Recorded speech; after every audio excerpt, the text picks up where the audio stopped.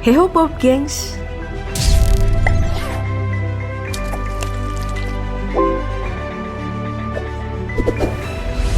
Buat kamu yang sering nonton berita, pasti tahu kalau Sri Lanka saat ini sedang mengalami krisis ekonomi parah akibat terjerat hutang dari Cina yang gak sanggup mereka bayar.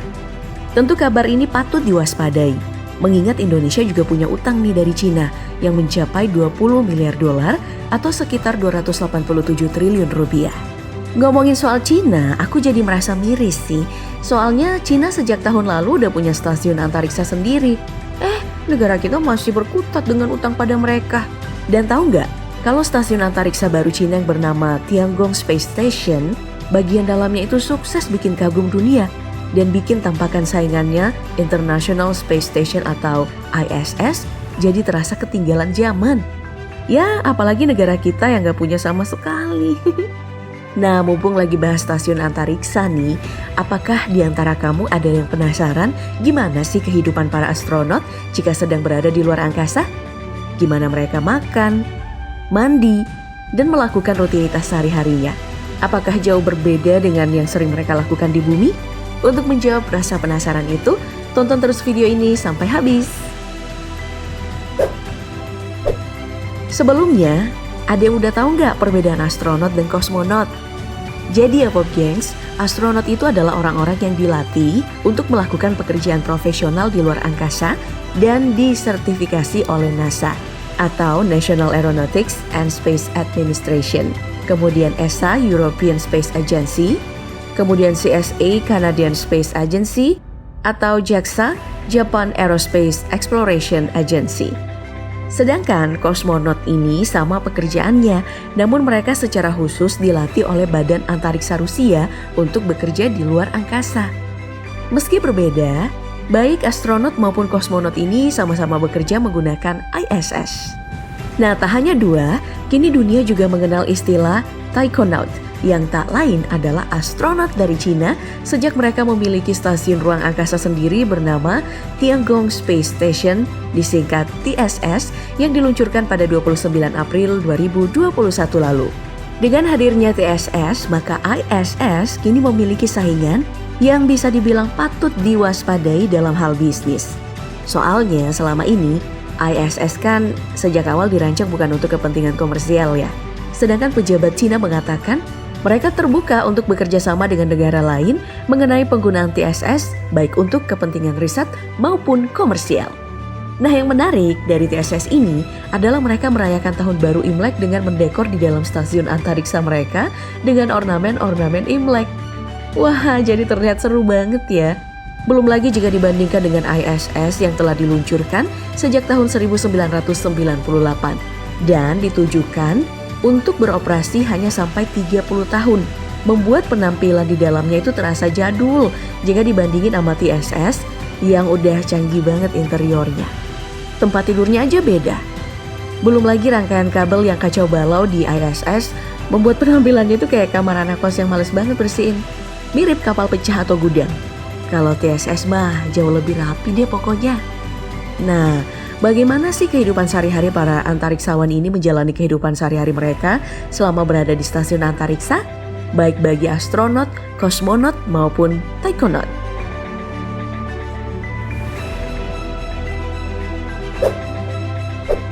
Oke, kita mulai dari kebutuhan untuk tidur dulu ya.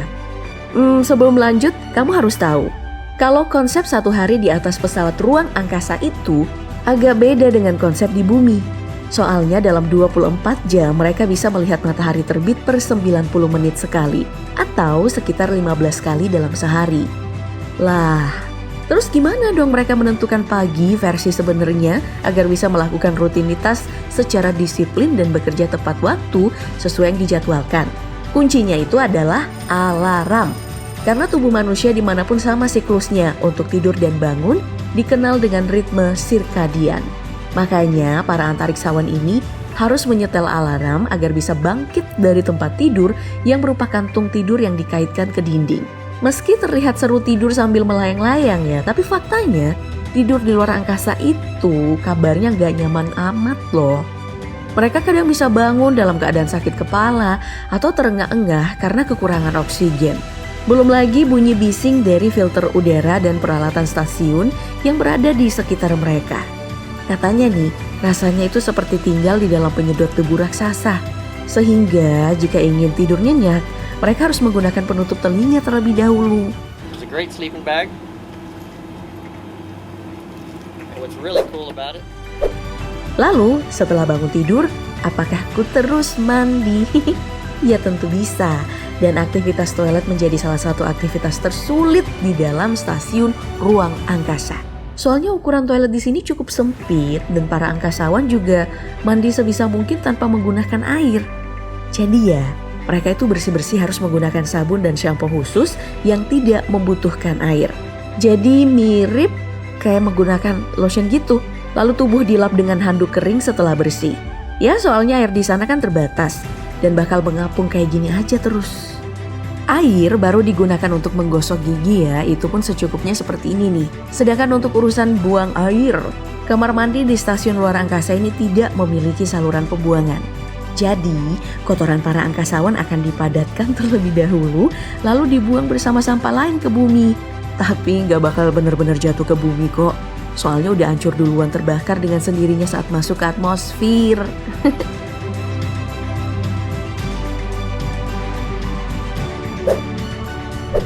Lantas bagaimanakah dengan makan dan minuman di luar angkasa?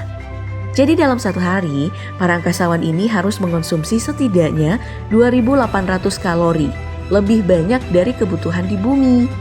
Dan sedari awal mereka ini memang telah menyiapkan makanan kering dan beku karena mereka nggak bisa memasak di dalam stasiun luar angkasa. Saat akan disantap, barulah makanan kering itu dicampurkan sedikit air atau dihangatkan menggunakan oven khusus terlebih dahulu. Sedangkan untuk minumannya nih, para angkasawan harus meminum 1,5 liter air dan 1 liter lagi dalam makanan. Dan tahu nggak, saking canggih sekaligus air memang terbatas, sebagian besar air yang mereka minum itu adalah urin dan keringat yang udah didaur ulang. Makanya bisa diminum lagi. Kalau dibayangin jadi jijik juga ya. Tapi daripada kehausan kan?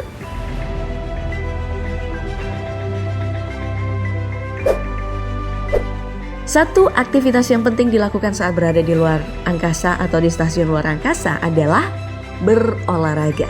Soalnya karena nggak ada gravitasi, semua angkasawan ini kan ngambang.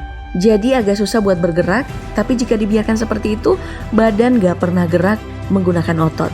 Dan ini bisa membuat tubuh mereka kehilangan massa otot. Ya, kalau mau tinggal selamanya di luar angkasa sih nggak ada masalah. Hanya saja saat kembali ke bumi, itu yang ribet. Makanya mereka harus rutin berolahraga menggunakan alat khusus selama 2 jam per hari. Wow. Nah, sobat magerku, ini bisa jadi motivasi buat kamu yang pengen olahraga, tapi cuma niat doang. Orang di luar angkasa aja tetap rajin olahraga, apalagi kita yang di bumi. Yuk, semangat olahraga yuk.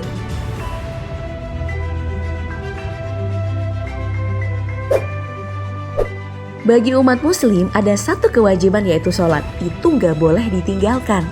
Jadi gimana dong kalau pengen sholat tapi di luar angkasa?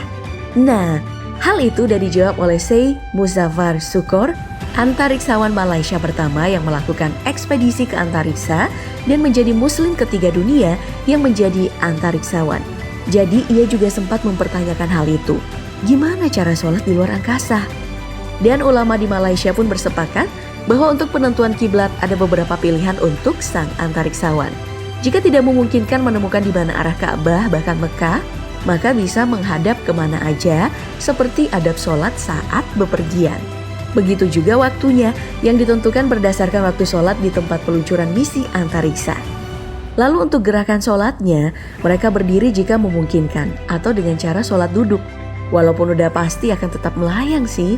Dan jika masih kesulitan, terutama ruku dan sujud, maka bisa diganti dengan kedipan mata untuk penanda pergantian gerakan sholat. Terus gimana dengan ibadah bentuk lain, yaitu berhubungan suami istri? Soalnya kan itu juga kebutuhan biologis ya. Namun faktanya, NASA sendiri melarang suami istri diterbangkan menuju stasiun luar angkasa secara bersamaan. Juga menurut pakar, hal itu akan sulit dilakukan karena akan sulit bergerak di ruang yang sempit sehingga disarankan untuk kebutuhan yang satu itu lebih baik ditahan aja deh.